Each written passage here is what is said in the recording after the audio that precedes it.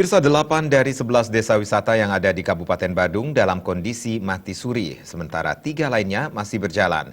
Ketua PHRI Badung, Rai Suryawijaya berharap pemerintah memberikan edukasi termasuk melakukan pembenahan sehingga desa wisata tersebut bisa bangkit kembali. Ketua PHRI Badung yang juga Ketua Badan Promosi Pariwisata Badung, Gusti Ngurah Rai Suryawijaya mengungkapkan, sesuai SK Bupati di Kabupaten Badung nomor 47 tahun 2010 terdapat 11 kawasan desa wisata, yakni Desa Bongka Sepertiwi, Desa Pangsan, Desa Plage, Bahe, Kerte, Belok, Desa Kapal, Desa Mengui, Sangeh, Carangsari, dan Desa Munggu. Namun baru jalan 3 desa wisata yang berkembang, yakni Desa Wisata Carangsari, Pangsan, dan Bongka Sepertiwi. 8 desa wisata lainnya di Badung harus mendapatkan edukasi dan pembenahan sehingga bisa berjalan dengan baik. Selama ini hanya 3 yang berjalan dari 11 desa wisata yang ada di Kabupaten Badung.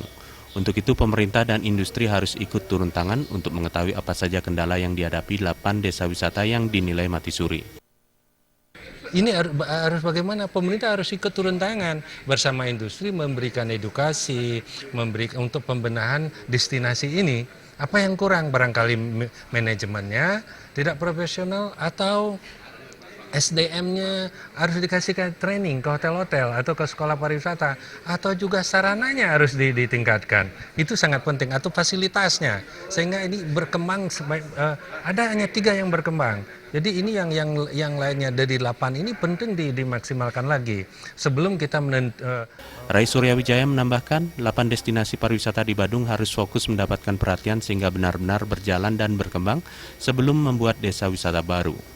Apapun yang dilakukan harus ada fakta integritas dengan masyarakat sehingga dana yang dikucurkan tidak sia-sia. Dan terpenting pembangunan wisata bermanfaat langsung kepada masyarakat dalam menunjang kesejahteraan. Pera Widya dan Indra Wijaya.